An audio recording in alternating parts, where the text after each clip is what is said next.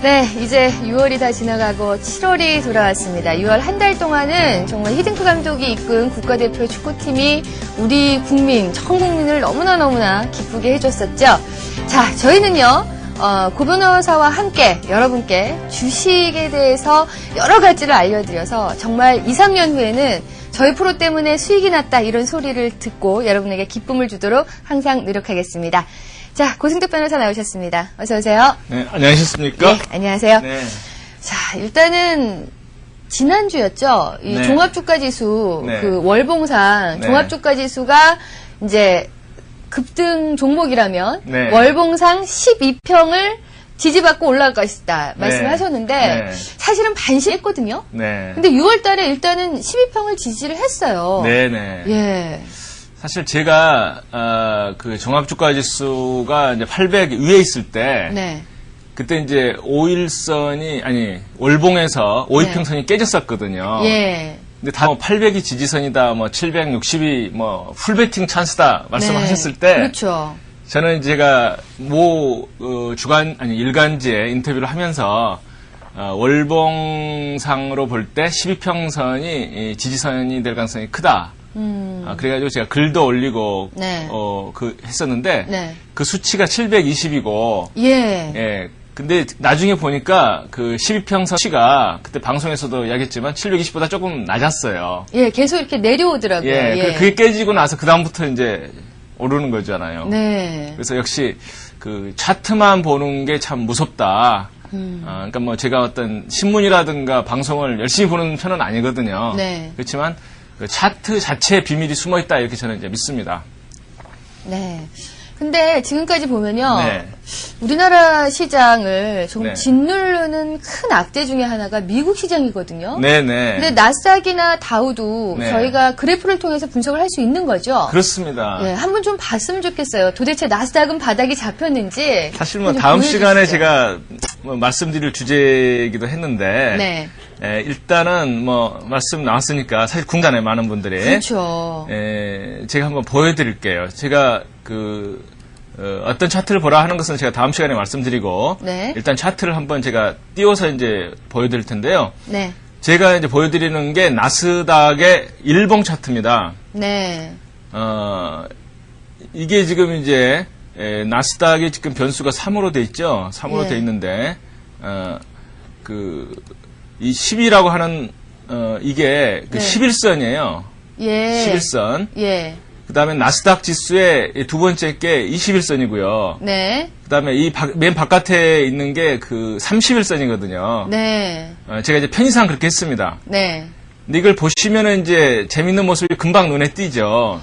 11선이 쌍봉의 모습을 하고 있죠. 그러네요. 11선이 여기서 이제 저점이 한 번 생겼는데, 네. 그 다음에 저점이 낮아지고, 다시 반등했지만, 고점이 낮아졌죠. 네. 그러니까 이것은 그 하락 N자라고 그랬나요? 예, 하락 쌍봉. N자. 예. 그러니까 5일선보다도 11선 파동이 더 크죠. 네. 그렇기 때문에 11선의 쌍봉이 나오니까 거의 한 2달간 빠지죠.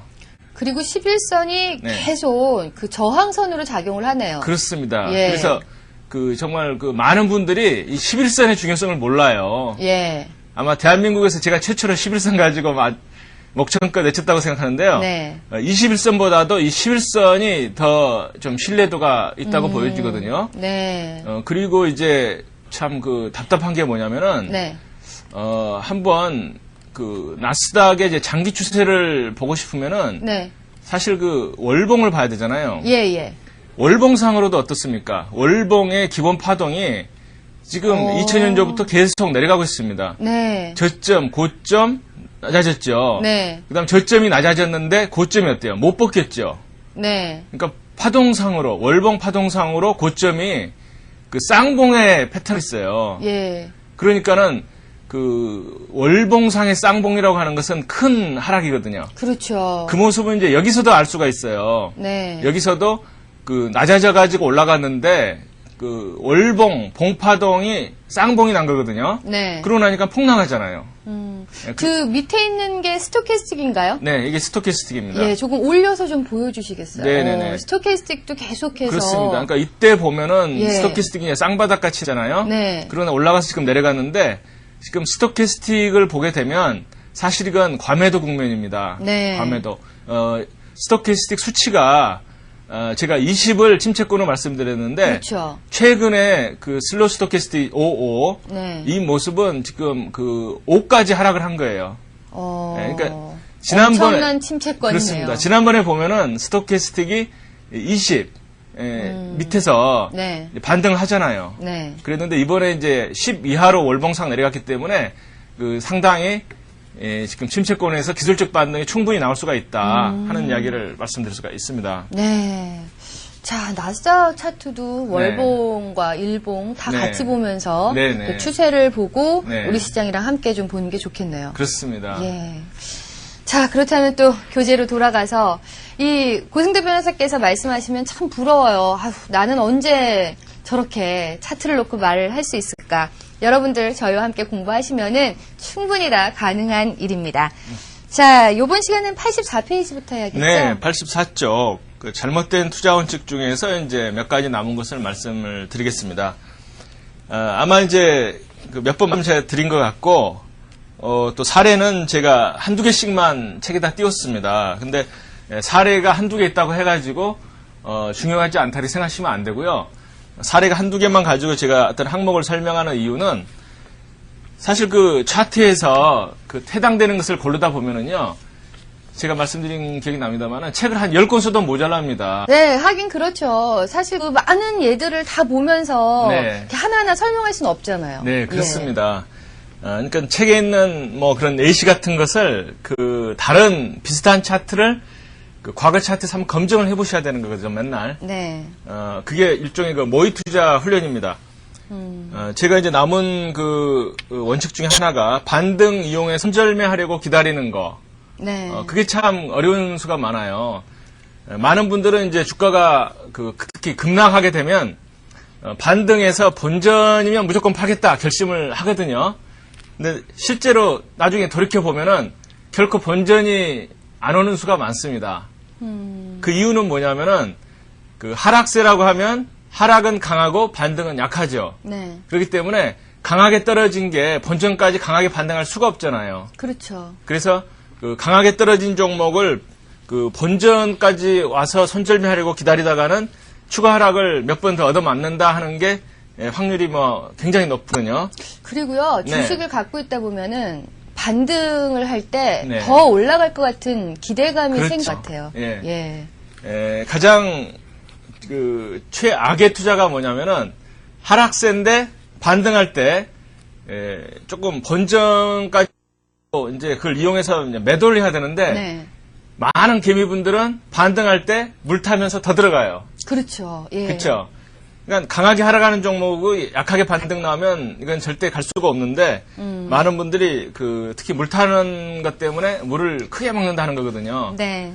최근에 하락장에서 이제 많은 분들이 손해를 많이 보셨잖아요. 예. 그동안 뭐 작년 부터 금년 봄까지 그 상승장에서 번 수익을 최근에 이제 뭐 한두 달 하락할 때 다 까먹는 분들이 많으셨거든요. 예, 맞아요. 근데 그게 왜 그러냐면은 그동안 이제 조금 번 것에 대해서 공부를 안 하고 보신 거예요, 사실은. 그때는 정말 사면 다 올라갔잖아요. 시장이 좋았으니까요. 그렇죠. 예. 뭐 수익률의 차이만 있을 뿐이지 네. 실력이 있어서 본 게 아닌데 네. 그때 이제 자만심이 생긴 거예요. 주식이라고 사면은 뭐 조금 오르면 팔면 된다. 그러다 보니까 하락할 때 이제 뭐 점점 욕심이 생기죠. 그래서 하락할 때 더 많이 들어가가지고 많이 깨지셨는데 항상 강한 하락이 일단 나오게 되면 항상 현금을 늘리고 물량을 줄이셔야 되는데 개미분들은 이제 거꾸로 마인드가 돼서 그렇거든요. 그래서 몇 가지 원칙을 제가 썼습니다. 네. 가장 중요한 원칙은 급락하는 첫날 사지 말자.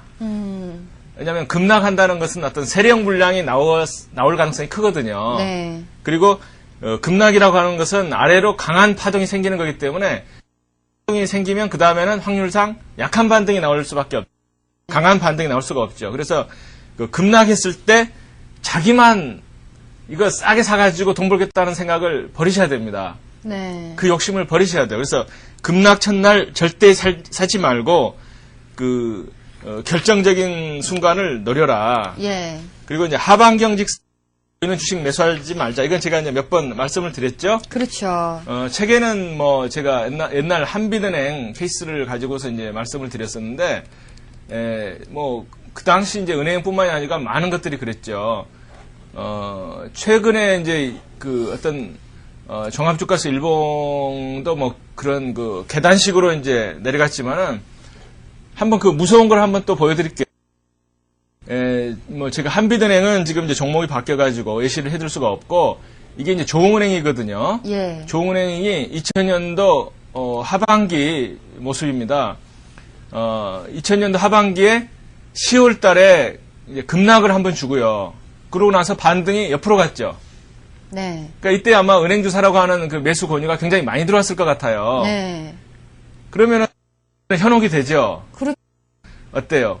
강한 하락 다음에 약한 반등이라고 하는 것은 이건 세력이 일관되게 파는 모습이다 생각을 하셔야 됩니다. 네. 그러니까 역시 그 다음 달간 또 급락이 나오죠. 네. 그러니까 이때 사신 분들은 재미를 못 보셨어요. 그리고 재밌는 게 뭐냐면 자 급락한 다음에 2001년도 초부터 이제 급등이 나왔습니다. 네. 근데 보세요. 이제 본전까지 딱 하루나 이게 가고는 그냥 또 밀리죠. 네. 그러니까 이때 이제 많은 분들이 강하게 올랐을 때 쫓아서 산 분들은 이제 더구나 물을 먹고 그렇지 않고 분들이 많을 텐데 네. 그분들이 이제 본전하려고 기다리다가 하다가 잠깐 한 하루 이틀 찬스를 놓치면 계속 빠지잖아요. 이렇게. 그렇죠. 예, 그러니까 항상 그 본전한다는 게 참 어렵다 이런 생각이 듭니다. 그렇죠. 그리고 이제 마지막으로 잘못된 그 투자 원칙이 뭐냐면은 네. 남에게 주식을 맡기는 거. 제가 뭐라고 했냐면은요. 네. 장이 조금 좋아지면은 뭐 조금 해가지고 돈 벌었다는 분이 많아요. 근데 그분이 돈 번 유일한 이유는 잘 알아서 돈 번 게 대세 상승보다 빨리 들어갔다는 것. 네. 근데 이제 빨리 어떤 분석을 해가지고 들어가셨으면 뭐 하락할 때도 이제 손절매를 빨리 하고 이제 빠져나올 텐데. 그리고 그분이 그냥 운이 좋아서 빨리 들어간 것 뿐이에요. 네. 근데 그분이 돈을 벌었다 그러면 주위에서 이제 돈을 맡기죠. 네. 내 주식도 해달라고. 예. 근데 실제로 어때요? 나중에 옆에 사람이 돈 맡길 때가 사실은 꼭지가 거의 다 된 거잖아요. 그렇죠. 그래서 다른 사람한테 돈을 맡기는 거 이런 것들은 이제 피하셔야지 되고 제가 이제 인터넷 쪽에서 이제 검색도 해보고 왔다 갔다 이제 다른 분들 글을 보니까 마치 자기가 이제 어떤 해가지고 네. 돈을 맡아서 불려주겠다고 남들한테 이렇게 돈을 끌어모으는 분들이 계세요. 예. 그래서 개미분들이 이제 손실을 입은 분들이 그런 분들한테 돈을 맡기는데 나중에 한두 달 뒤에 보면은 그걸 다 까먹어 버립니다. 적으로는 어떤가요? 불법 아닌가요? 제가 볼 때는 약간 정말 사기성이에요. 예. 사기성. 예. 많은 경우가 있다 그럽니다. 그게 뭐냐면은 약간 이제 사이비 고수들이 많아요. 네. 그래서 그들이 끌어들인 돈을 모아가지고 자기가 작전하는데 거꾸로 이용하는 거예요. 네. 조그만 작전이 성행하잖아요. 예, 예. 그러면 자기가 어떤 종목을 사가지고 올려서 팔아야 되는데 그 다음에 올리는 방법으로 다른 사람 돈을 끌어가지고 띄운 다음에 자기는 빠져나오고 그 사람들은 물리게 하는 네. 그런 것들이 실제로 많이 성행을 합니다. 남한테 맡기는 것은 금물이시고요. 네. 특히 이제 그런 말이 있어요. 아무리 인간성이 좋아도 돈이 거짓말을 한다는 말이 있어요. 네. 저도 이제 당한 그런 케이스인데 예. 어떤 개인적으로는 상당히 신뢰성이 있고 성실합니다. 네. 근데 돈을 갖다 맡기면은 좀 엉터리가 돼버려요. 예. 약간 고의성도 있을 수가 있고. 네. 그래서 어떤 사람이 거짓말을 하는 게 아니고 돈이 거짓말을 한다. 그것은 네. 무슨 이야기냐면은 금전 관계에 있어서는 좀 엄격하라 그런 말씀이거든요. 네. 그래서 주식을 남한테 맡겨가지고 공짜 돈을 벌겠다고 하는 생각은 좀 맞아요. 자제를 좀 해주셨으면 합니다. 예. 자, 일단은 우리 투자자분들이 편하게 투자를 하고 네. 손실을 보더라도 좀 후회를 안 하고 이러기 위해서는 네. 본인 스스로 공부를 해가면서 투자를 하는 게 가장 좋은 방법이 아닐까 그런 예, 생각이 드네요. 그렇습니다. 예. 저희가 또 이렇게 항상 매주 네. 여러분과 함께하고 있으니까 저희가 이제 공부하시면은 충분히 혼자서도 매매가 가능하잖아요. 그렇습니다. 예. 제가 이제 책에서 강조한 그런 것들을 전적으로 이제 그 균형 있게 이해하시면은 네. 실패하실 수가 없거든요. 예. 지금 그 다음에 이제 제 5장 시장 흐름 분석 방법에 대해서 한번 말씀을 드릴게요. 네. 이건 정말 아무리 중요하게 강조해도 지나치지가 않습니다. 네. 시중에 있는 그 많은 책들, 네. 그리고 어떤 강의, 이런 것들을 가시면은 그 개별 종목 분석하는 방법은 무지 많습니다. 네. 무척 많아요. 어떤 패턴 해가지고 이제 일봉 차트 가지고 말씀을 많이 드리시는데 가장 중요한 게 뭐냐면 시장 흐름입니다. 네. 큰 파도를 무시하면 익사한다는 말은 많이 했잖아요. 예, 예. 그래서 시장 흐름 분석 방법이 가장 중요한데 우리가 배운 이 기술적 분석 방법이 시장 흐름부터 적용이 돼야 되는 거고 시장 흐름이 가장 좋거든요. 네. 근데 왜 다른 분들은 어떤 책이라든가 그런 말씀을 안 하시냐 이거죠. 제가 이제 강조를 정말 하는 이유는 뭐냐면은 최근에 제가 강의를 한 3달 정도 진행을 했죠. 네. 그랬는데 또 책도 이제 아마 보시고 그런 분들이 많습니다. 근데 그 엉뚱한 종목을 사가지고 이 종목이 책에서 뭐 올라간다고 하는 그 신호가 나타난 것 같은데 하는 분들이 많으세요. 네. 그래가지고 손해를 보세요. 그럼 제가 이제 제 사이트에서 이제 문답도 제가 몇 번 해드렸어요. 네. 왜 그분이 그 잘못됐는지 뭐 어떤 분은 제가 5가지를 또 지적해드리기도 하고 그랬는데 제가 뭐 어떤 개별 종목을 상담을 한다는 차원은 아니고요. 그 시장 흐름 분석을 안 했다는 게 가장 큰 페인입니다. 네. 제가 생각할 때는 가장 중요한 그 투자 원칙은 뭐냐면은 시장 흐름을 보고 시장보다 강하게 움직이는 거 또는 시장을 선도하는 종목을 쫓아가라는 게 그 개미들의 가장 바람직한 투자 원칙이거든요. 네. 근데 시장 흐름을 무시하고 개별 종목에 조금 뭐 장난치는 거 그것도 참 안타까운 경우가 많았어요. 네. 제가 한번 예시를 한번 해드릴게요. 지금 시장은 어떻게 흘러갔었냐면은 시장이 이를테면 이렇게 흘러갑니다. 이게 시장이에요. 네. 근데 개별 종목이 이렇게 흘러가요. 네. 이게 이제 어떤 개별 종목이라고 제가 쓰겠습니다. 네. 이게 시장과 시장이 이렇게 흘러갈 때 이게 5일선이 가령 쌍봉이다. 네. 그럼 여기서 이제 음봉들이 나오면서 하락하게 되죠. 그렇죠. 그러면서 이제 하락 추세로 이렇게 가죠. 네. 그러면 강한 하락도 하면 약한 반등이니까는 약한 반등은 별 의미가 없다고 그냥 말씀드렸거든요. 네. 근데 이제 어떤 개별 종목은 이렇게 갑니다. 급락을 했는데 반등을 줘야 될 시점에서 반등도 주지 못하고 밀리잖아요. N자형 하락이죠. 예, 이건 뭐 쌍봉보다도 나쁘다고 말씀드렸죠. 네. 그러니까 옆으로 가는 것도 시원찮은데 밀립니다. 밀리면서 빠지는 거예요. 근데 많은 분들이 바닥주라든가 급락주를 좋아하기 때문에 여기서 스토캐스틱이 뭐 쌍바닥이 약하게 나온 거 이게 이제 스토캐스틱입니다. 스토캐스틱의 53 네. 그 1차 쌍바닥이 약하게 이렇게 나와요. 예.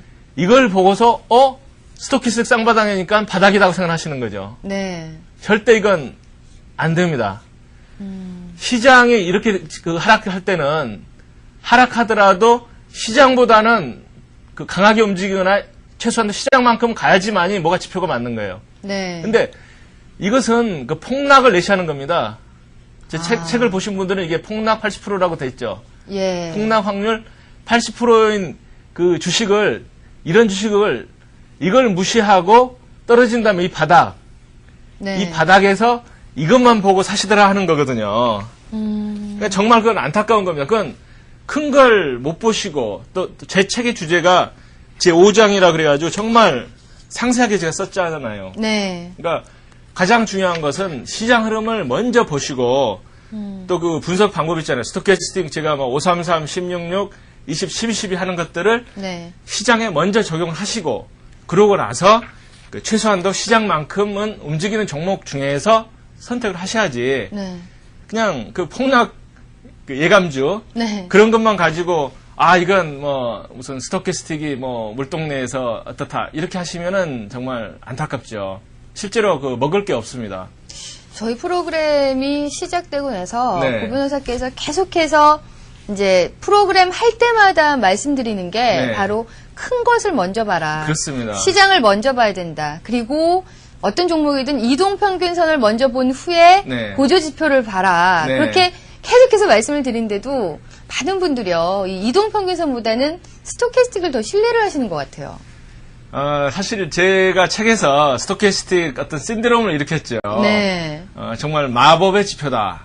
다른 보조지표 뭐 10가지 이상 뭐 많은데 볼 필요 없이 우리가 스토캐스틱만 가지고도 편하게 매매할 수 있다고 하는 이제 그런데 스토캐스틱보다 중요한 것은 어디까지나 보조지표보다도 기본 파동이죠. 네. 그러니까 그 어떤 이평선 파동 또는 그 봉파동 자체를 보시면서 네. 그것의 보조 수단으로 하라는 것을 제가 말씀을 드리고 네. 제가 지난번에 그 스토캐스틱 그 특집 비슷하게 할 때 네. 그때 이제 제가 굉장히 강조를 해드렸죠. 그렇죠. 예, 그러니까 절대 그 읽지 마시기 바랍니다. 예.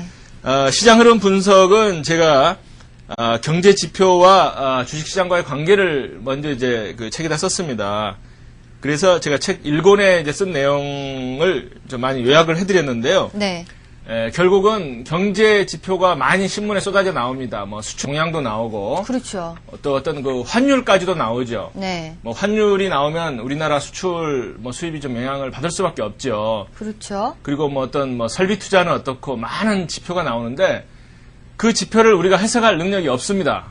네. 그 경제 전문가들이라고 하는 분들이 많은데 예. 그분들도 어떤 하나를 가지고 분석을 하는 거지 다 분석을 해라. 모든 경제 지표를 다 분석하고 모든 산업을 다 분석해라. 모든 회사를 다 분석해라.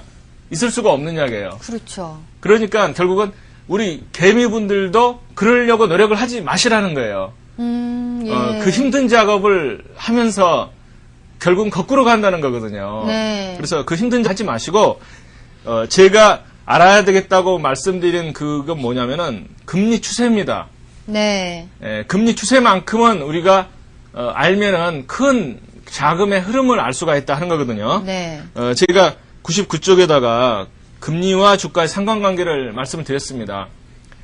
금리는 분명히 주가랑 그 영향을 서로 상관관계를 가지고 움직이는 거거든요. 네. 근데 금리가 올랐다 내렸다가 중요한 게 아니거든요. 금리는 단기적으로 뭐 어제보다도 오늘 콜금리가 조금 오를 수도 있고 네. 조금 내려갈 수도 있습니다. 예. 근데 중요한 건 뭐냐면은 금리 추세죠. 네. 그러니까 금리가 내려간다고 했을 때 어제보다도 오늘 그 가령 2%가 빠졌다. 엄청나게 급락을 준 거죠. 네. 근데 금리가 하루 빠지면 우리가 얼른 생각할 때 금리가 빠지면 주가가 상대적으로 그 약간 메리트가 생기잖아요. 그렇죠. 왜냐면 그 배당은 일정하다고 생각하게 되면 떨어지고 배당은 같다. 그러면은 배당이 상대적으로 가치가 더 올라가죠. 올라가니까요. 예. 그래서 이제 얼른 생각할 때는 금리가 떨어지면 그 주식을 사는 게 맞을 것 같은데 그 단기적인 게 중요한 게 아니고요. 네. 금리가 내려가는 추세라고 하면 그 금리가 내려가는 이유가 뭐냐? 그건 결국 주가가 내려가기 때문에 뒤따라서 나오는 가능성이 커요. 네. 그러니까 정부가 주가 뭐 부양책을 쓸 수도 있지만 정부가 가장 쓰기 쉬운 금융정책은 뭐냐면 금리 가지고 한국은행에서 작용을 하는 겁니다. 네. 정부가 가령 그 주식을 가지고 올렸다 내렸다 한다 그러면 사실 그 인위적으로 시장에 개입하는 게 돼가지고 좀 문제가 크죠. 네. 그렇지만 한국은행이 콜금리 가지고 올렸다 내렸다 하면서 경제정책을 조정을 했을 때 네. 그건 우리가 원하는 바거든요. 예. 그래서 금리라고 하는 것은 주식시장을 뒤따라갈 가능성이 상당히 크다고 생각을 하셔야 됩니다. 실제로 미국도 그랬고요. 네. 그러니까 2001년도 아니 2000년도 초에 미국에서 금리를 이제 처음으로 내리기 시작했거든요. 네. 거의 한 10년간 주식시장이 상승을 했잖아요, 미국 시장에. 네. 그 금리를 거의 안 내렸었는데 미국 시장이 2000년도 초에 금리를 내렸다는 게 뭐였냐면은 결국은 미국 정부에서 주식시장의 하락이라고 하는 것을 공인했다. 이렇게 저는 책에다 썼죠. 네. 그러니까 마인드를 이제 거꾸로 가졌으면 그 다음에 이제 그 계속 샀다는 그 사가지고 실패했다는 그런 건 피할 수가 있는데요. 네. 최근에 이제 금리도 보시면은 좀 재밌게 움직이죠. 그동안 이제 금리가 계속 내려갔다가 바닥을 한번 치고 올랐잖아요. 네. 올랐다가 약간 또 다시 내려가는 추세에 있었죠. 네. 그러니까 정부에서 이제 그 최근에 나온 그 금리 정책이 뭐냐면 금리가 내려가면 어때요? 내려가면 그 제가 말씀드린 그 마인드를 가지고 보시면 주식 시장은 거꾸로 움직이죠. 네. 정부가 금리를 계속 떨어뜨린다고 하는 확신만 서면 이건 그 주가가 올라가는 게 아니고 내려갈 가능성이 커요. 그러니까 정부에서는 이번에 뭐라고 발표를 했냐면은 금리를 더 이상 안 내리겠다. 네. 그럼 우리가 이제 어떤 생각을 해야 되냐면은 금리 파동도 이제 쌍바닥이다. 네. 이해가 되세요? 예, 예. 네, 금리 파동이 쌍바닥이 나면 네. 이것은 금리 기조가 올라가는 기조가 서죠. 예. 그러면 주식은 어때?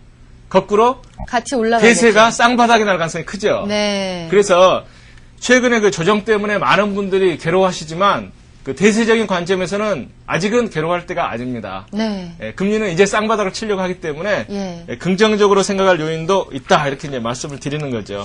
고 변호사께서 좋아하시는 쌍바닥이 네. 모든 데 다 적용이 되는 것 같아요. 금리에도 적용이 되고, 예. 주가에도 적용이 되고. 지난번에 월드컵 저희 축구 경기 성적에도 또 적용이 됐었잖아요. 맞죠. 예. 참 재밌네요. 월드컵도 예. 저희가 이제 결승 간다고 했을 때가 네. 첫째 외봉이었어요. 예. 그 다음에 이제 그 3, 4위전에서 지면서 네. 그때 이제 쌍봉이 나면서 이제 국민들의 관심이 조금 이제 식을 거고 예. 그 쌍봉이 중요한 게 아니고 그 다음에 다시 더 큰 중기적인 이제 쌍바닥을 우리가 만들어야 되겠죠. 예. 그러니까 파동이 정말 중요하다는 말씀을 하셨는데, 그러니까 주가, 금리 그리고 환율까지도 이게 쌍봉 파동이 적용이 됩니다. 네. 제가 이제 어떤 분들한테 들었는데 그 현물 있잖아요. 그러니까 뭐 설탕, 네. 곡식, 예. 그 다음에 그 원유, 예. 이것도 이제 그 현물 선물하면서 거래가 되거든요. 그쵸. 근데 그 파동까지도 파동 원리가 적용이 되는 게 그 많은 전문가들이 말씀하시는 거예요. 예. 그러니까 그분들이 어떤 걸 보고 말씀하는 게 아니거든요. 네. 그러니까 최근에 그 주가 흐름 같은 것도 보면은 정말 그 파동은 무섭다 하는 이야기를 제가 항상 하게 되는 거거든요. 네. 그 지난번에 제가 지난 시간에 해드린 말씀이 기억나는지 모르겠어요. 이번 주가가 바닥이냐 아니냐 가지고 이제 많이 논란이 있었는데 네. 제가 이제 그 월봉 12평상으로는 이제 반등 시점이라 말씀을 드리고 네. 그러면 그때 이제 어떻게 주가가 움직이느냐가 시나리오가 파동상으로 두 가지가 있다. 네. 지금까지는 강한 하락, 약한 반등하면서 지금 이제 몇 번 내려갔잖아요. 네. 크게 보면 그랬을 때 지금 그 최근에 나오는 그 반등의 폭은 상당히 강했어요. 네. 그러면 파가 바뀐다. 뭐 네. 사랑은 몇 박자라고 하는 이야기도 있지만 예. 그 주가는 올라가려면 어때요? 강한 상승 강하게 다음에 올라가고 약한 약하게 조정이 나와야 그죠. 되죠. 예. 그래서 지금 외바닥에서 강한 그 상승이 나왔기 때문에 이것은 바뀐다는 이제 첫 번째 신호입니다. 네. 그러니까 이제 이를테면은 그 도로또에서 신곡으로 바뀌는 거예요, 박자가. 예. 그래서 강한 상승이 나왔다 하면 네. 우리가 관심 대상은 그 다음 모습이죠. 네. 그러니까 강한 상승 다음에 약한 조정이 조정. 우리가 원하는 그런 조정이죠. 그러니까 약한 조정이 나오면 그때 가령 5일선이 쌍바닥을 치면서 다시 이제 강한 상승 나올 가능성이 더 크다. 예. 그래서 지금 박자는 굉장히 괜찮습니다. 네. 네. 일단은 이전까지 하락 박자에서 네. 이제 상승을 위한 박자로 준비가 되어 가고 있네요. 네네, 그렇습니다. 예. 네네네. 참 다행이네요. 네.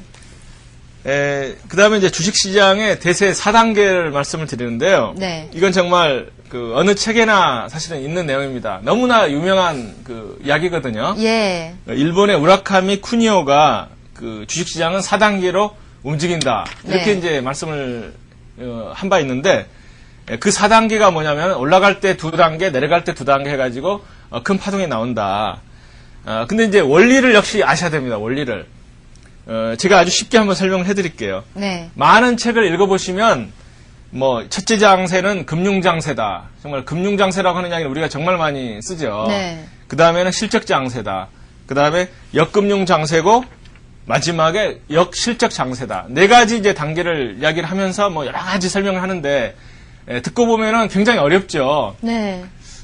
저도 이제 옛날에 책을 읽을 때 그럴듯한데 나중에 보면은 무슨 말인지 모르겠어요. 예. 그러니까 머릿속에 그 원리가 안 남습니다. 제가 이제 그 원리를 한번 말씀을 드릴게요. 어디까지나 파동 원리처럼 네. 그 주식 4단계도 원리가 있어야지 우리가 설명할 수가 있잖아요. 예.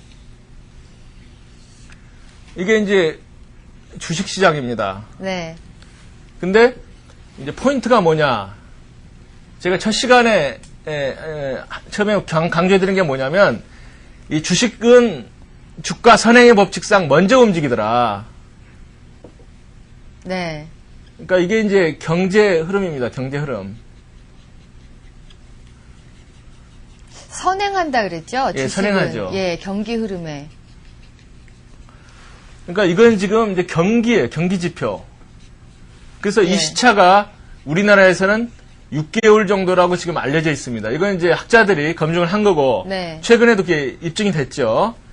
그래서 이제 금융장세라고 하는 것은 이 두 개의 사이클이 괴리가 생기기 때문에 나타나는 현상이다 생각하시면 틀림이 없습니다. 네. 그건 뭐냐면은 이게 조금 너무 이제 좀 과장돼 그랬는데 6개월이면은 이제 조금 늦어져. 그러니까 2단계는 뭐냐면 그 경기 지표는 아직 떨어지고 있습니다. 악화되고 있어요.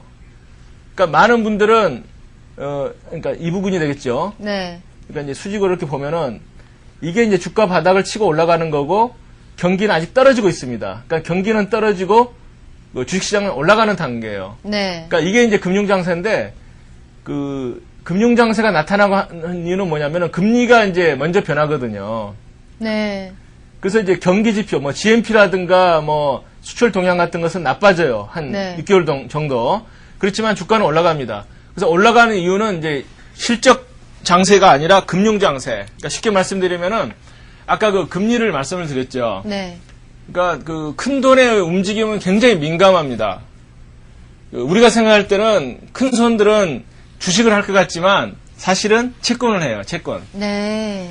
왜냐하면 채권은 고정 상품이기 때문에 그리고 이제 그 큰 돈이 뭐 국채라든가 이런 데 움직이기가 더 쉽거든요. 그렇죠.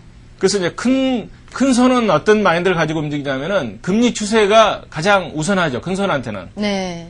뭐 기관들, 엄청난 돈들, 몇 조 원, 수조 원 이런 돈들은 금리가 우선하는데 그 경기는 아직 좋아지지 않고 나빠지는 그 와중에도 금리 추세가 상승 전환이 됐다. 금리가 네. 바닥을 쳤다 하는 확신만 들면 사실 금리가 내려가는 동안에는 주식에 그 돈을 실는 게 이제 손해인데 네. 금리가 그 바닥을 치고 올라가게 되면 그때 주식으로 돈이 가는 거예요. 네. 제가 좀 설명이 좀 부족하지만 책에 정말 상세하게 돼 있죠. 예. 그래서 그때는 경기가 분명히 나빠지는데도 불구하고 금리 추세가 바뀌기 때문에 돈은 주식시장으로 몰려가는 거죠. 그래서 이제 개미분들이 그때 참 재미를 못 봐요. 왜 그러냐면은 우리 개미분들이 느끼는 것은 맨날 신문을 보면 아직도 수출은 둔화되고 있고 뭐 그렇죠. GNP는 떨어지고 있고 그런데 주식시장 올라가니까 한 6개월 동안은 하다가 못 사죠. 그래서 그게 이제 금융장세입니다. 네. 그 다음에 이제 경기는 6개월 정도 후행하기 때문에 주식시장이 한 6개월 정도 올라간 다음에 이제 그 경기가 좋아진다고 하는 이제 기사가 계속 신문에 나오죠. 네.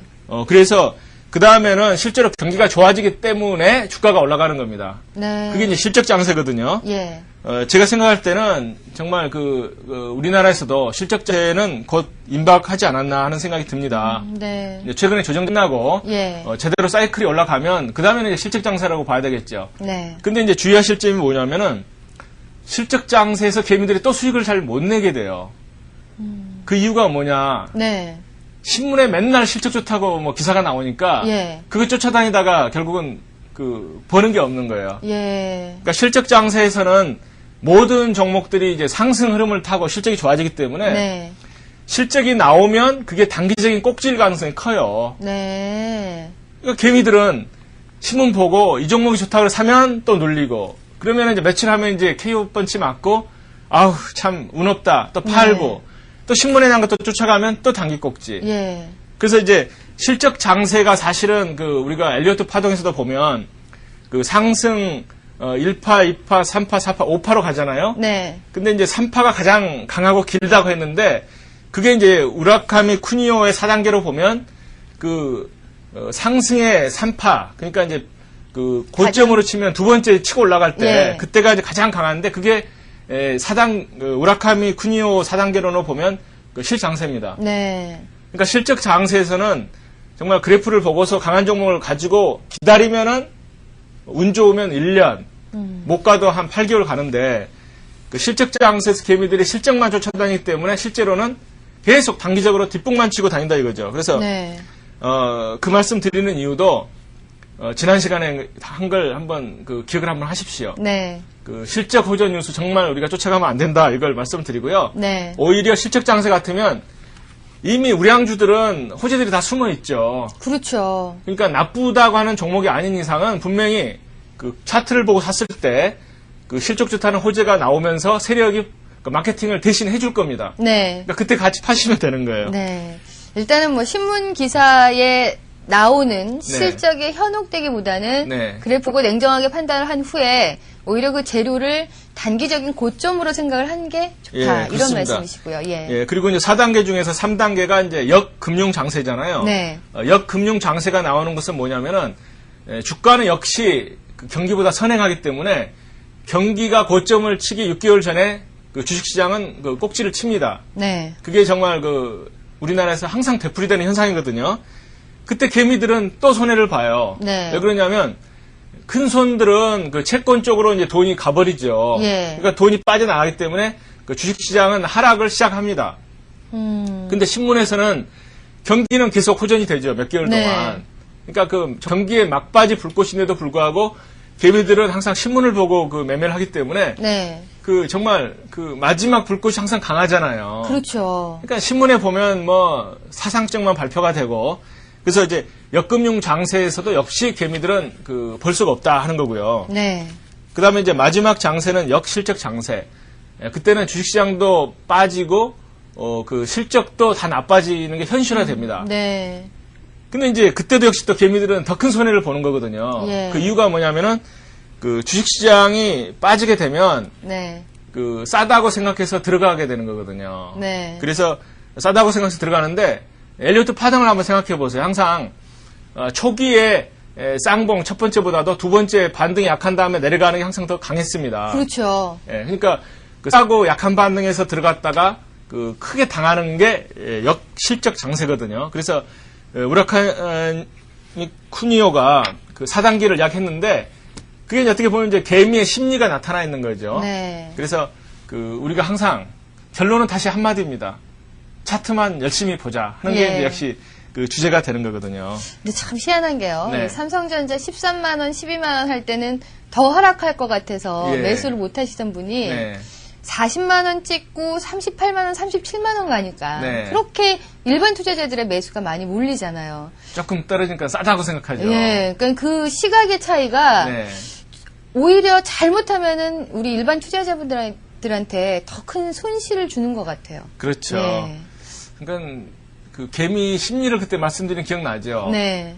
개미는 뭐 배가 작아서 많이 못 먹고 그 다음에 귀가 얇아서 조금만 실적이라든가 뭐 바람 잡아주면 귀가 쩡쩡 울리면서 그냥 감동을 하고 예. 그 다음에 그 땅바닥에 붙어서 가기 때문에 그 단기적인 매매를 많이 하다가 큰 네. 흐름을 또 놓치기 쉽다 이런 말씀을 제가 드렸죠. 예. 어쨌든 뭐 앞으로 실적 장세가 온다면은 네. 가장 큰 상승이니까 일단 이렇게 매수를 하신 후에 네. 그냥 쭉 기다리시는 게 좋겠네요. 그렇습니다. 예. 사고 파는 것보다도 예. 그 확인 매매라고 해서 예. 추세가 꺾이면은 손절매하고 파는 거고요. 네. 추세가 어떤 전환됐다고 보기 전에는 그냥 가지고 계시는 게 이제 정석이고 그런 거죠. 근데 저희가 이제 다음에 공부할 그 교재 네. 페이지를 딱 보니까 진짜 눈에 탁 띄는 게 있어요. 개미가 실패하는 가장 큰 원인과 치료 방법. 예. 네. 눈에 정말 띄네요. 치료할 수 있는 방법이 있다고 하니까요. 그렇죠. 예. 사실 읽어보시면 다 아시는 내용일 수도 있어요. 예. 제가 책에다 자세히 쓴 이유는 정말 중요한 것을 우리가 중요하다고 생각 못하기 때문에 항상 손해를 본다. 네. 개미는 시장 분위기를 따라서 매매를 하고 그다음에 주가는 그 시장 분위기보다 더 먼저 움직이기 때문에 뒷북만 친다. 네. 그다음에 이제 가장 중요한 건 뭐냐면 알려고 하지 말라. 네? 알려고 하지 말라고 하는 게 그냥 중요한 포인트예요. 알려고 하지 말라고요? 예. 아니 뭐 알면 다쳐 이것도 아니고 이게 무슨 말입니까? 그러니까 111쪽을 보시면은 예. 그 자세하게 제가 풀어놨습니다. 네. 그 시장 흐름이 느닷없이 바뀌는 수가 있습니다. 네. 그때 이유를 분석하거나 알려고 하지 말고 네. 그 추세를 따라가라 하는 말씀이에요. 아, 예. 그러니까 차트 시장의 그 리얼타임 실시간 현재 추세가 나타나는 겁니다. 네. 근데 잘 올라갔던 종목이라든가 시장이 갑자기 급락을 해요. 네. 그랬을 때 왜 급락할 것인가는 나중에 분석을 하시더라도 분석하시고 예. 일단 실시간으로 적응을 하셔야 됩니다. 그 시장의 급락이라든가 급등이 나올 때는 이유가 있어요. 네. 그것은 이유를 알 때가 되면 한 박자가 늦습니다. 네. 그러니까 급하게 그 올라가던 종목이 급락을 했을 때는 네. 이건 파동의 아까 박자가 바뀌었잖아요. 그렇죠. 예, 그러니까 파동의 박자가 바뀔 때는 토로또가 신곡이 되면 네. 신곡을 불러야 되는 거지 토로또를 계속 하면 무슨 그 김정구 버전밖에 안 되는 거잖아요. 예. 그래서 그 추세가 바뀔 때 머뭇머뭇 이유를 알려고 애쓰면서 시기를 놓치지 말고 네. 그 차트의 흐름을 따라가라 하는 게 그 포인트입니다. 근데 정말 많은 분들이요, 네. 이 종목을 매수를 해서 갖고 있다가 막 상승을 하다가 떨어지면은, 네. 아, 이거는 잠시일 거야. 네. 분명히 올라갈 거야. 떨어질 이유가 없어. 뭐 그렇죠. 실적도 좋고, 뭐 다 좋은데 이게 왜 떨어져? 왜 떨어져? 이러고 그냥 갖고 계시거든요. 그리고 또 이제 궁금한 사람은 또 뭐 인터넷에서 한두 시간 왔다 갔다 하면서 그렇죠. 혹시 뭐 어떤 뭐 뉴스가 없나 한번 또 검색을 해보죠. 그렇죠. 예. 예. 그러니까 그런 자기만의 어떤 예측이나 기대보다는 보이는 그대로 예. 떨어지면 아 떨어지는구나. 예. 팔자. 이런 식의 생각이 가장 좋다라는 말씀이시군요. 그렇습니다. 예. 그러니까 차트를 제대로 분석하는 것은 굉장히 중요한 일이죠. 네. 예, 공부를 하시는 건 좋아요. 그건 알려고 얼마든지 하셔야 되고 네. 한번 그 공부를 하시게 된 다음에는 어떤 그 기술같이 네. 예, 계속 평생을 이제 써먹으실 수가 있는 건데 어떤 그 재료라든가 실물의 움직임에 대해서는 알려고 하지 마세요. 네. 제가 이제 전에 그 하이닉스 기억인지 모르겠어요. 하이닉스가 뭐 좋은 것처럼 다 갑자기 폭락을 해버렸었잖아요. 그렇죠. 그러고 나서는 완전히 좀 맛이 갔다 그러나요? 네. 그다음부터는 이제 그래프가 이건 뭐 도대체 끼워줄 수 없는 그래프가 됐는데 예. 제가 그때 그 실시간으로 한번 그 급락하는 장면을 제가 이렇게 봤었거든요. 네. 갑자기 폭락을 하는 거예요. 횡보하다가. 그러니까 약간 밀리면서 내려갔다가 옆으로 갔다가 이제 폭락을 했죠. 네. 그래서 장중에 급락이 갑자기 나오기 시작하는 겁니다. 그리고 그 하이닉스 때문에 주식시장도 급락이 나왔고요. 네. 근데 저는 그때 하이닉스가 나쁜 줄은 알았지만 하이닉스 때문에 지금 이 시간에 급락하고 있다는 것은 몰랐죠. 예. 그렇지만 그걸 따라가니까 손실이 없는 거죠. 그렇죠. 네. 예. 그래서 알려고 하지 말라. 역시 네. 그 다음날 신문에 이제 나오는 거예요. 하이닉스 때문에 그 내려갔다. 네. 그러니까 설명은 나중에 나옵니다. 근데 급락할 때 그 추세를 안 따라갔으면 장중에 큰 손실을 입을 수가 있는 거잖아요. 그렇죠. 네. 다음날 아침 신문에 나오는 뉴스 보고 매도를 하려고 하면은 뭐 매도의 기회도 적을 뿐더러 네. 손실폭도 상당하니까 네. 일단 눈에 보이는 대로 믿는 게 가장 중요할 것 그렇습니다. 같네요. 그러니까 꿈보다 해몽인 경우가 많아요. 예. 그들이 갑자기 잘 나가는 것처럼 보이는데 갑자기 급락이 나왔을 때 네. 예, 꿈보다 해명인 수가 많습니다. 하이닉스를 한번 보여드릴게요. 예, 하이닉스 그래프 한번 말씀 주세요. 하이닉스 또 지금도 또 미련 가시는 분들이 많으실 텐데 예, 그렇죠. 예. 하이닉스를 보면은 정말 세력이 계속 붙어서 장난을 치죠. 네. 이 모습이 어떻습니까? 아, 저희가 항상 얘기하는 하락 N자형이네요. 밀리는 N자죠, 더구나. 예. 그러니까 지금 까만 게 이제 5일선이고요. 네. 빨간 게 이제 21선이거든요. 예. 그러니까 이때 분명히 강하게 상승했습니다. 네. 그러니까 하루 이틀 3일째 누르고 하루 이틀 3일째 누르고 하루 이틀 3일째 눌렀죠. 네. 이게 왜 나타나는지 아세요? 그 세력이 돈이 없어서 미수 쳐가지고 예. 올리는 건가요? 맞아요. 제가 예. 맞아요. 아주 유승민 씨도 아주 이제 도사 되셨네. 예. 세력 하셔도 되겠습니다. 그러니까 하루 이틀 3일 올리면 예. 이제 여기 미수 정리를 하는 거예요. 예. 또 미수 정리하고 이러면서 예. 이제 올린 거거든요. 네. 그러고 나서 이때 어때요? 이제 정리를 다 했죠. 예. 그러니까 강한 상승이 있었지만 강한 하락이 나왔습니다. 네. 그러니까 이 강한 하락이 나올 때 이유를 묻지 마세요. 네. 세력이 움직인다고 생각하십시오. 예. 그러고 나서 이제 반등 못하고 이것은 뭐냐면 세력이 지금 마지막 물량을 정리하는 거거든요. 네. 그러고 나서 아침에 이 급등으로 시작했잖아요. 네. 이게 바로 마지막 세일이었습니다. 음. 이때 쫓아가신 분들은 쪽박차죠. 그렇죠. 그러고 나서는 이제 비전이 없죠. 그 후로 뭐 예, 계속 100원 껌값이라 그랬어요. 하이닉스 200원까지 하락해서. 예. 이때도 이제 세력이 한번 들어갔죠. 네. 이때 이제 양봉이 조금씩 나오면서 이제 반등을 하죠. 네. 이때는 뭐 상한가까지는 아니지만 이제 조금 뭐 한 7, 8% 오르고. 근데 이런 것들이 그 결코 세력의 그게 아니었다는 거죠. 이런 약한 반등들이. 그래서 그렇죠. 예, 그러니까 우리가 차트를 보실 때 강한 하락 다음에 나오는 약한 반등. 네. 이런 것들은 그 개미들의 그때 기억나세요? 개미들의 그 싸다고 생각하는 이심전심 물타기 물량이지 네. 결코 세력이 물량을 잡아주는 게 아니다 생각하시면 됩니다. 네. 최근에 이제 하이닉스 보면 세력이 또 한번 들어왔죠. 예. 이게 이제 세력이 쭉 하다가 상한가를 한번 쳐준 거고요. 네. 상한가 한 두 방, 세 방, 네 방 쳤죠. 네. 사실 이제 제가 하이닉스 같은 것은 사지 말라는 말씀을 드리고 싶어요. 하이닉스는. 왜 그러냐면 이건 그냥 투기주지 그 정상적인 주가는 아니잖아요. 네. 근데도 이제 재미있는 건 뭐냐면 이게 지금 그 장의 반등 타이밍이었습니다. 네. 시장 전체가. 예. 그 제가 이제 그 시장 반등이 강하게 나온 첫날 네. 그 대형주 또는 이제 그 큰 주식들의 움직임을 보니까 삼성전자가 5% 올랐을 때 하이닉스는 상한가 갔어요. 네. 대한항공은 뭐 한 7, 8% 정도 올랐습니다. 예. 그래서 제가 차트를 보면서 시장의 반등을 주도하는 게 하이닉스네 생각을 한 거거든요. 예. 역시 어때요? 세력이 들어왔기 때문에 하루 이틀 3일 이런 식으로 이제 계속 5일째 하고 나서 지금 이제 세력의 물량을 좀 내놓죠. 네. 그렇지만 역시 시장의 선도도 투기주도 가끔 선도할 수 있다. 네. 그렇지만 원칙은 뭐냐? 그 반등 처음에 쫓아가는 것은 금물이다. 네. 어디까지나 쌍바닥을 보셔야지 좋다 이렇게 말씀을 드리고 네. 주가가 액면가에 그 특히 20% 미만인 주식. 예. 그러니까 하이닉스가 5,000원인데 20%는 1,000원이잖아요. 그렇죠. 그러니까 액면가에 20%의 미등 종목은 개미들은 들어가서는 안 됩니다. 네. 그건 정말 그 세력이 들어갔다가 자기들이 깨지더라도 개미들은 들어가면 안 되고요. 그것도 아마 제 책에다 어디 쓴 것 같아요. 네. 20% 룰. 예. 그 하이닉스 뭐 갖고 계시거나 아니면 하이닉스에 대해서 애착을 가진 일반 투자자분들, 네. 소액 투자자분들이 많으신데요.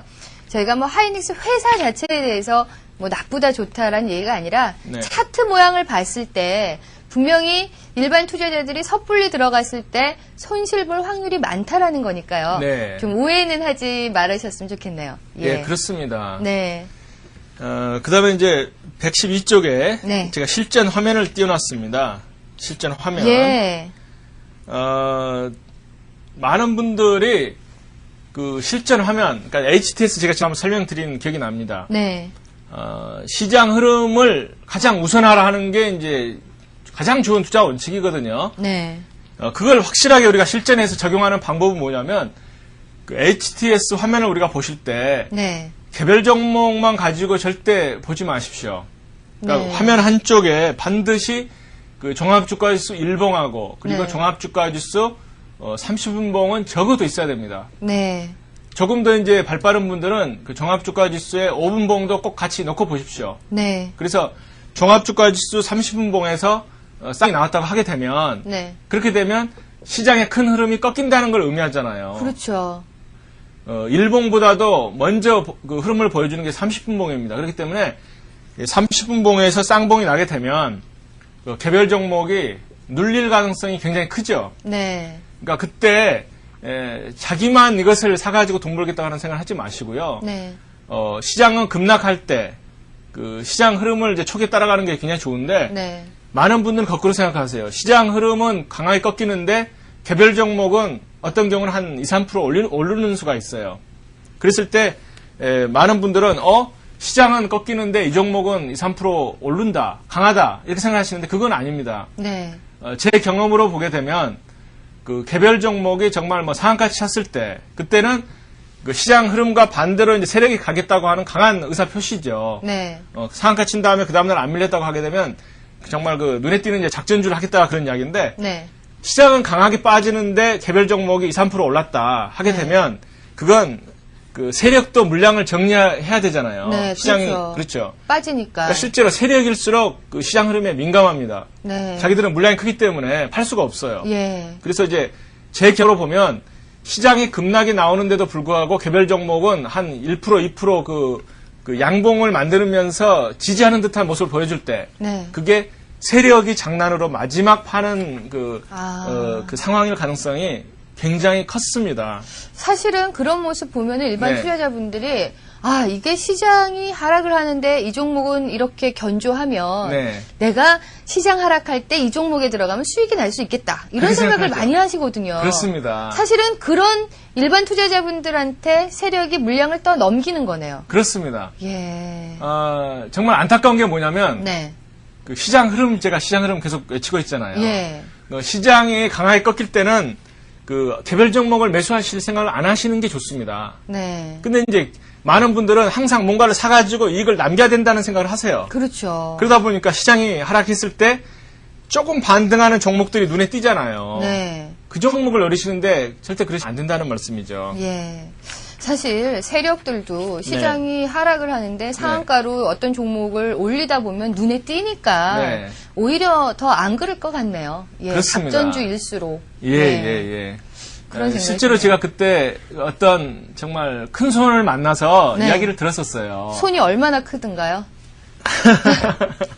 분명히 손가락은 5개 있는데요. 네. 그러니까 몇백억을 굴리는 큰 손이었습니다. 네. 근데 그분이 하시는 말씀이 자기가 이제 어떤 작전을 하기도 하고 작전을 쫓아가기도 하죠. 네. 몇백억이 있으면. 아, 그렇죠. 예, 근데 그분의 원칙이 역시 시장 흐름이었다는 겁니다. 가장 중요한 게. 네. 그게 뭐냐면은 작전주가 상한가 치고 올라갔을 때 네. 시장이 그 상한가 간 다음에 어떻게 변하느냐가 굉장히 중요하다는 거예요. 예. 그러니까 작전주가 상한가를 갔는데 시장이 올라갔죠. 네. 또는 5% 이상 밀리지만 않으면 세력은 그걸 끌고 갈 가능 커요. 네. 근데 세력이 상한가를 만들었는데 시장이 5% 이상 빠져버리면 네. 그 예상치 못한 물량들이 쏟아지는 거예요. 그렇죠. 예, 그렇죠. 그래서 예. 그 세력 자신들도 상한가 들어간 다음에 시장이 5% 이상 하락하게 되면 네. 그 이 상한가가 깨진다. 네. 그러니까 자기가 팔아서 깨질 수도 있고 그 예상치 못한 물량들이 나와서 깨질 수도 있잖아요. 그래서 예. 그 세력조차도 그 작전주 했을 때 5% 룰을 적용하더라.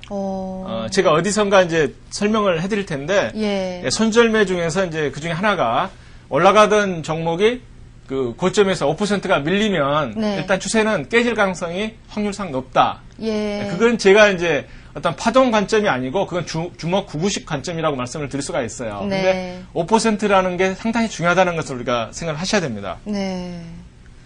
저 일단 뭐 네. 세력이 어떤 종목을 네. 이렇게 끌어올린다 하더라도 네. 물량 전체를 다 갖고 있을 수는 없잖아요. 그렇습니다. 그러다 보니까 시장 흐름이 안 좋으면 다른 세력 물량이 아닌 다른 물량들이 같이 심리적으로 좀 동요가 돼서 네. 나오니까 네. 일단은 좀 계속해서 흐름과 반대로 움직이긴 힘들겠네요. 그렇습니다. 예. 그리고 이제 재밌는 게 뭐냐면 네. 그 세력 따라잡기가 사실은 유행을 하고 있죠. 그렇죠. 상한가 갔을 때 운 좋게 그냥 그 상한가가 15% 아닙니까? 네. 근데 한 10% 중에서 보면 세력이 5%까지 더 올려서 이제 상한가를 만들어 주니까 예. 5% 먹고 나올 수도 있고 네. 운 좋으면 이제 다음 날 갈 수도 있잖아요. 예. 그래서 이제 세력은 자기가 강하게 그 추세를 움직일 때 그 연합군 같이 쫓아오는 세력이 준 세력이 있다고 이제 믿고 네. 또 실제로 이제 차트를 그 어떤 분봉을 가지고 그 리얼타임을 잡는 분들은 실제 쫓아가실 수가 있습니다. 네. 근데 이제 양이 나빠지면 그러한 그 추종 세력들 물량이 나오죠. 네. 근데 그 추종 세력 물량이 굉장히 큽니다. 예. 그러니까 세력이 잡는 물량이 있다고 했을 때 네. 그 추종 세력들이 또 쫓아가면서 같이 사주는 물량이 그 정도 나오는 거예요. 네. 그렇기 때문에 시장이 꺾일 때 세력은 그 물량을 걱정을 해가지고 그 자기들도 위험 관리를 한다 이렇게 이제 아시면 되겠습니다. 네. 자, 그리고 114페이지에 보면 네. 냉정하게 차트를 보자.